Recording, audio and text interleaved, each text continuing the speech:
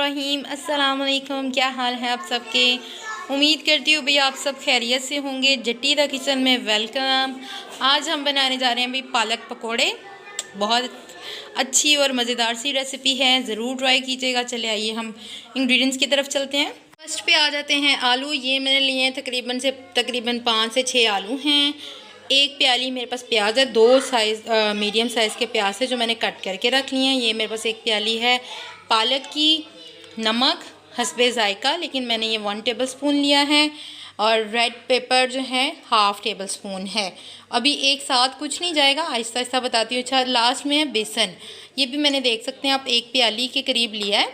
अगर और जाएगा तो फिर मैं आपको बता दूंगी। ऑयल हस्बे ज़रूरत तलने के लिए। चले आइए रेसिपी को स्टार्ट करते हैं। आलू में से मैं पहले पानी देख लें रिमूव करने लगी हूँ। इस आलू की शेप जो है ना, मैं आपको दिखा दूँ। ये देखें, बारीक साइज़ के मैंने कट किए हैं। इससे आपके पकोड़े जो है ना वो बड़े क्रिस्पी से बनेंगे। ठीक है, अब मैं पानी रिमूव करके आपको दिखाती हूँ।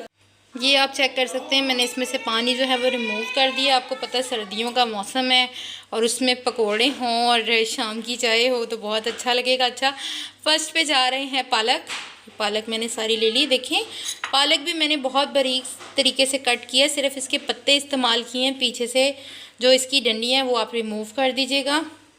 सेकंड पे आ जाती है प्याज, ये देखिए। थर्ड पे आ जाती है रेड पेपर, ये सारी जाएगी। अगर और जाएगी तो फिर मैं आपको बता दूंगी। सॉल्ट भी 1 टेबल स्पून मैंने लिया है, आप लोग भी अपने हिसाब से इस्तेमाल कर सकते हैं। अच्छा, अब इसको क्या करना है, आहिस्ता आहिस्ता करके मैं सारा बेसन जो है वो ऐड करूँगी और आपको दिखाती हूँ। चेक करें, मैं अब इसमें बेसन डाल रही हूँ। ये देखिए, मैंने तकरीबन 1 प्याली जो बेसन है इसमें डाल दिया। अब करना है इसको अच्छे तरीके से मिक्स अप, जो कि मैं आपको हमेशा कहती हूँ अपने हाथ से करें, हुन है चमचे के नाल मिक्स करके मैंने पकाओ। वैसे कई लोग भी करते भी हैं, ये भी कोई मसला नहीं है, लेकिन हाथ से ही इसको मिक्स अप करते हैं। चले आइए स्टार्ट करते हैं। अच्छा, मिक्स अप करने से पहले मैं आपको बता दूं भाई कि इसमें मैंने अभी पानी कोई ऐड नहीं किया। पानी को मैंने इसमें करना है आहिस्ता आहिस्ता ऐड। अभी फ़िलहाल मैं लूँगी 1 प्याली पानी, वो भी मैं साथ रखूँगी। पहले से मिक्स करूँगी और फिर आपको दिखाऊँगी।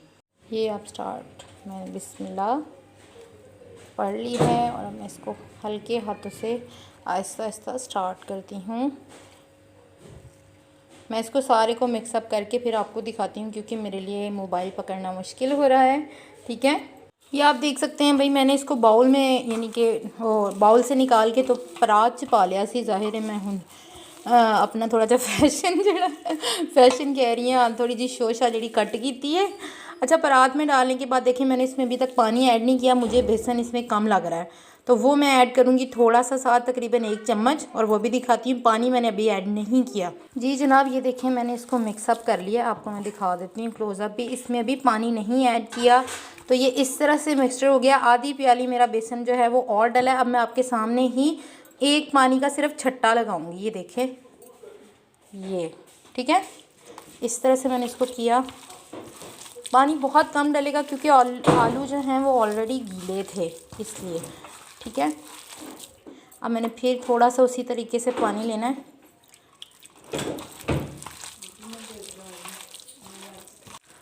ये देख सकते हैं हमारा मिक्सचर जो है ये पकोड़ों का तीजा छट्टा गया जी अब आप लोग पानी के छट्टों को पता नहीं अब क्या कहते होंगे, भाई मैं तो इन्हें छट्टा ही कहनी हूँ ये देखें हमारा बैटर रेडी हो गया है। तकरीबन 1/2 प्याली भी इसमें पानी नहीं गया, ये देख सकते हैं। और मैंने इसी तरह का बैटर मुझे चाहिए। ये आपको मैं क्लोज़अप दिखा देती हूँ। ये देखिए, इससे पकोड़े बहुत अच्छे और क्रिस्पी से बनेंगे। अच्छा, अब ये मेरा मिक्सचर तो रेडी हो गया। मैं दूसरी साइड पे ऑयल गर्म करके हुन ये पहले नमक चेक करांगी, फिर तुहानू दसांगी कि इन्हू डूंगे च पाना है कि नहीं पाना वाले।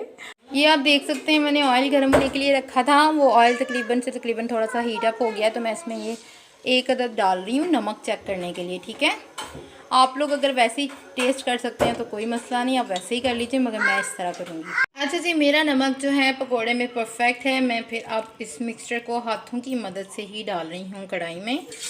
उसकी वजह क्या है कि चम्मच से ना थोड़ा सा मोटा सा बैटर जाता है। ये देखिए,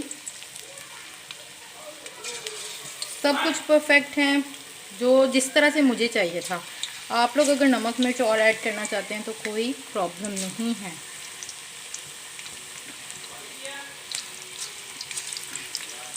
इसको थोड़ा सा मोटी शेप में ना जाने दीजिएगा। ये देखिए जिस तरह से मैं डाल रही हूँ, इससे ना पकोड़ों का टेस्ट भी बहुत अच्छा आता है, क्रिस्पी भी होते हैं और मज़े के भी बहुत लगते हैं।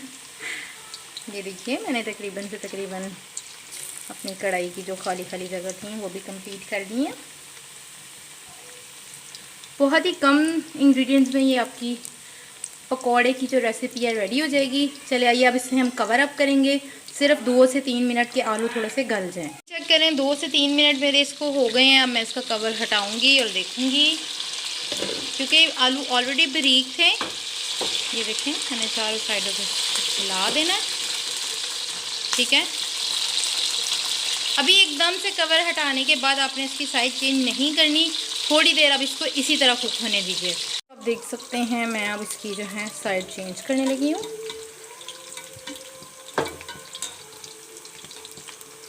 ये देखिए, ठीक है। फ्लेम का ख्याल रखिए कि ये जले ना। मैं अब सारे चेंज करके आपको दिखाती हूँ। ये देख सकते हैं जनाब मेरे जो पकोड़े हैं वो तकरीबन रेडी होने वाले हैं। बस मैं थोड़ा सा और वेट करूँगी। फ्लेम आप चेक कर सकते हैं, मैं इस आंच पे बना रही हूँ क्योंकि ये जले ना, ठीक है।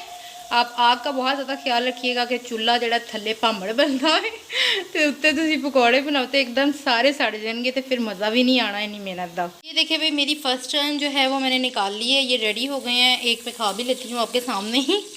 अच्छा मैं खा के भी आपको बताती हूँ, बहुत मज़े की हैं। और सेकंड टर्न जो मैंने डाली हुई है। जी जनाब इसका भी मैं कवर अप हटा रही हूँ। इसकी फ्लेम थोड़ी सी हाई करेंगे, हमने ज़्यादा लो किया है, ठीक है। इसकी भी साइड चेंज करती हूँ फिर मैं आपको बताती हूँ। चेक कर सकते हैं भाई जट्टी की सेकंड शिफ्ट भी रेडी हो गई है। इसको भी हम निकाल लेंगे, डिश आउट करेंगे। और थर्ड में अब जाएगा आप लोग कह रहे होंगे आज जट्टी पकौड़े ही कड्डी जाती है भाई।